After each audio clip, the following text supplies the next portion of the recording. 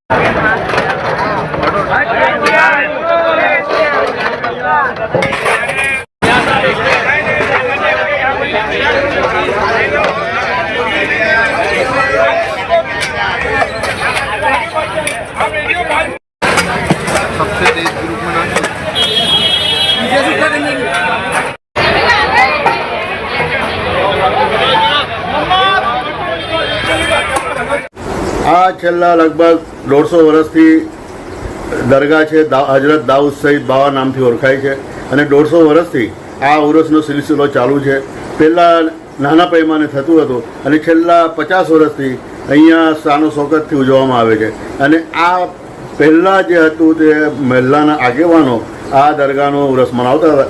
ત્યાર પછી નિસાર બાપુ જે અમારા મોટા ભાઈ છે એ આ દરગાહનું ઉરસ મનાવતા હતા અને 40 થી 50 મણની નિયાઝ કરવામાં આવતી હતી અને ગરીબોને એ દાનમાં અન્નદાન કરવામાં આવતું હતું અને અહીંયા આ દરગાહથી લોકો કેટલા ફેજ પહોંચ્યું છે અને એમને શાંતિ, આ દરગાહને માનનારાઓને શાંતિ અને ધંધા રોજગારમાં બરકત પણ મળી છે। જાહિદ હુસૈન અબરાર હસન सैयद जाहिद बापू, ताजा कमेटी चेयरमैन।